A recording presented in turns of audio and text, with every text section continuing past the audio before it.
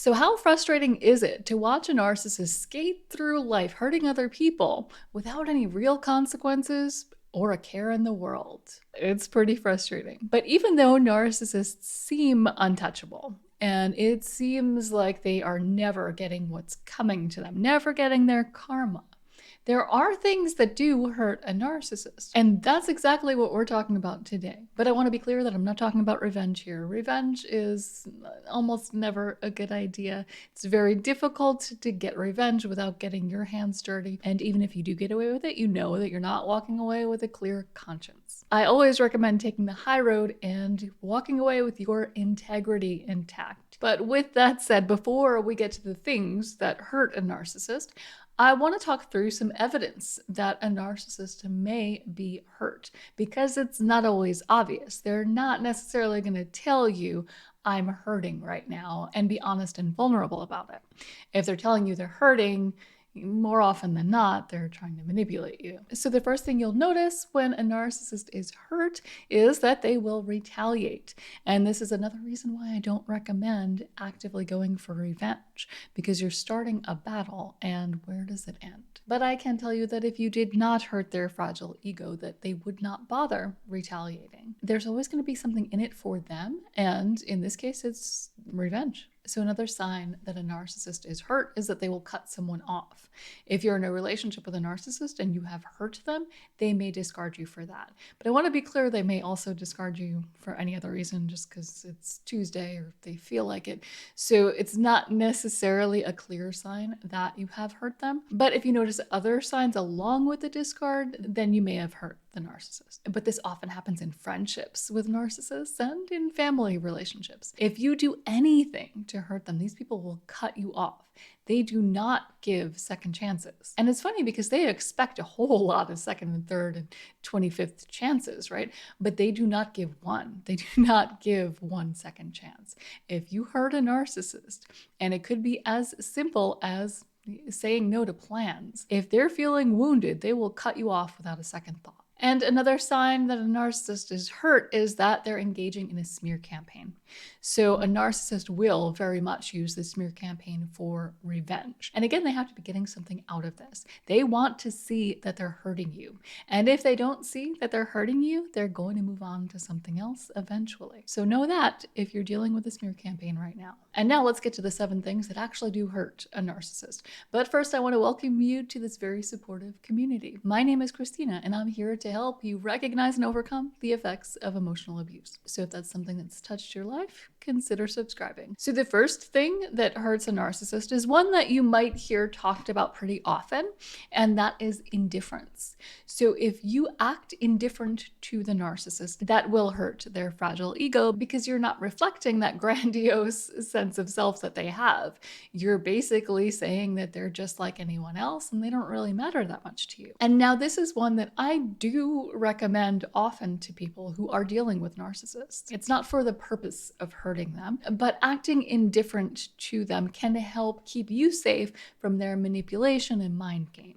So if you were looking to get some revenge, this is a good one to try on. So you might want to try a strategy like gray rock, or what they call yellow rock. It's just a different version of keeping this person at a distance and not showing any emotional reaction. So another thing that hurts the narcissist is shame. And you will have seen this if you have witnessed narcissistic rage.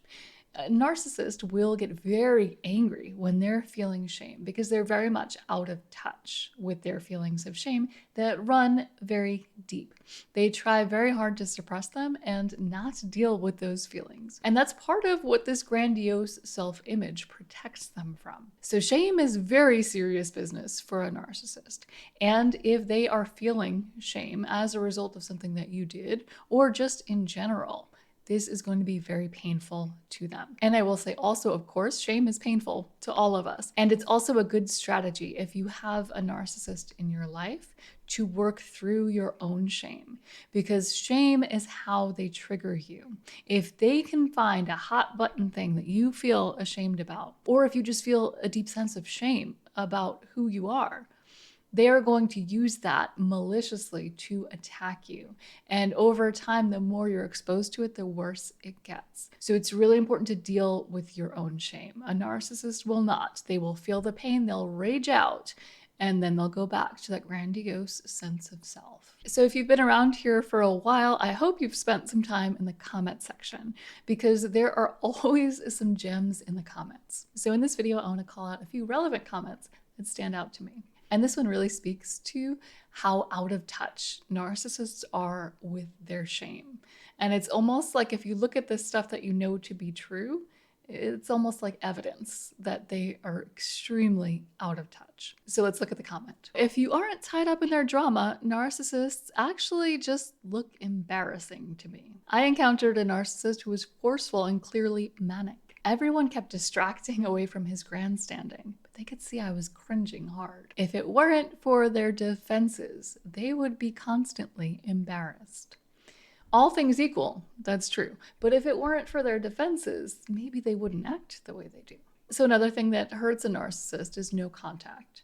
So when you decide, regardless of what they think about you or they want you to think that they think about you, when you go no contact, it does hurt them because they expect you to always want to go back, to always want them in your life. So again, this is another way to show that they are insignificant to you. They don't matter. You are blocking them and you're just going about your life and you're going to be happy. And if they have no access to you, for all they know, you are living your best life. So what this does really is it triggers their insecurities, because even though they don't want you to know it, even though they don't want to admit it to themselves, narcissists are deeply insecure people. This is what that grandiose or that false self is all about. All right, so let's look at another comment. I'm going to paraphrase a little bit.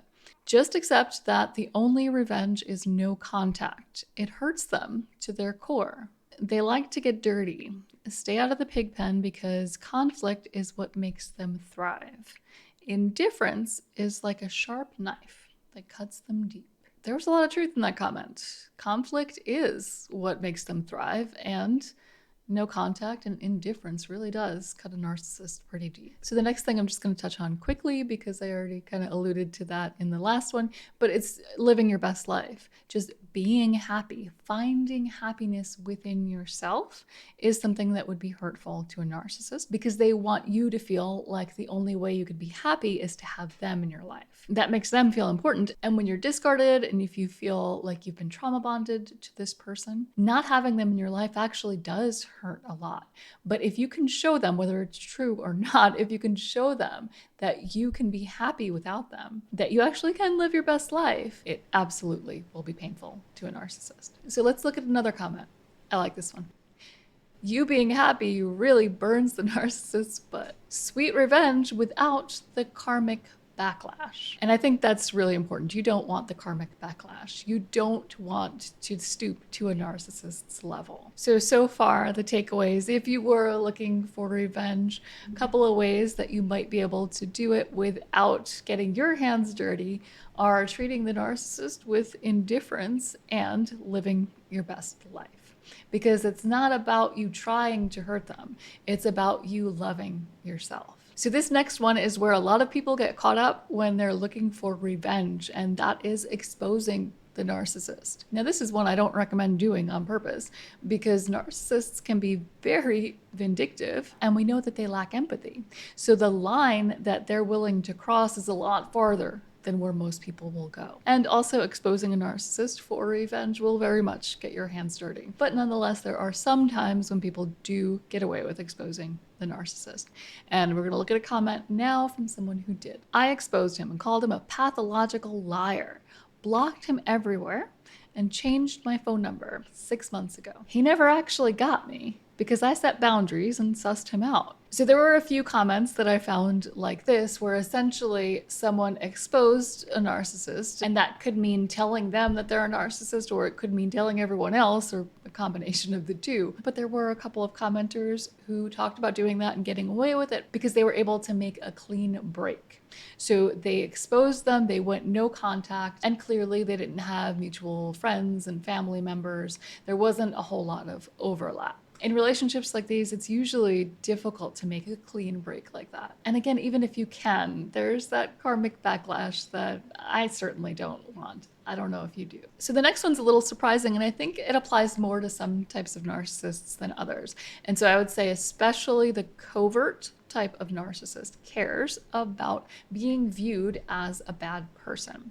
So if you paint the narcissist as a bad person, this is going to hit them pretty deep because the narcissist sees things and people as all good or all bad. So if you're starting to paint the picture that they are bad, and if any of that is getting through, they're usually pretty good at keeping it out. But sometimes some of it gets through, and then they become all bad, even in their own eyes. And this is a very difficult place for a narcissist to be. Just imagine if you can think back to any time when they've seen you as all bad and how vicious they have been with you. So now imagine them feeling that themselves. And along with that is going to come shame. Because if you are all bad, if you see yourself as all bad, there's going to be a whole lot of shame behind that. All right, now here's a comment to reinforce that. And it made me laugh a little bit at the end at how blunt it was. So narcissists have black and white thinking. Either someone's all good and they can do no wrong, or they are all bad. Every move they make, no matter how innocent, is manipulative to the narcissist. And here's that blunt part that gave me a little chuckle. Narcissists are very stupid. And I'm not sure exactly what about that makes me laugh. I don't really like name calling, but I think it's just the bluntness. And I think all of us here can relate to what that person was feeling when they left that comment. So the next thing that hurts a narcissist is losing control. And this can happen in small ways and big ways. And in small ways, it could be like they don't get to choose where you go for dinner, or they don't get to take the lead at the meeting. They don't get to plan the party. Things that they want to have control over and they think they should have control over because they think that they can do it better than anyone else, even if they can't. So those are small ways that a narcissist can lose control, and it very much will hurt them, even though it's something small. And then there's the big way, which is like the culmination of everything that we've talked about here. This is when the narcissist ultimately realizes that they have completely lost control over you. They know that they've had control for however long, and now they just can't seem to reach you. And they definitely go through stages. And this comment right here that we're going to look at now talks about one of them. So Kathleen says, first time listening to your channel. Yes, the narcissistic ex-boyfriend lost complete control of me. Now he's trying to get to me through my family by talking to them. And so, yes, this is one of the steps that they'll take once they realize that they've lost control over you. And I have a video that's going to pop up soon where I talk about all of the things that happen when a narcissist loses control. And I talk about it in degrees of severity. So what they might do early on when they think they might have a foot in the door, all the way up to where it goes when they're sure that they have no control over you at all. So I highly recommend watching that video. And if you found this one helpful, go ahead and give it a like before you go.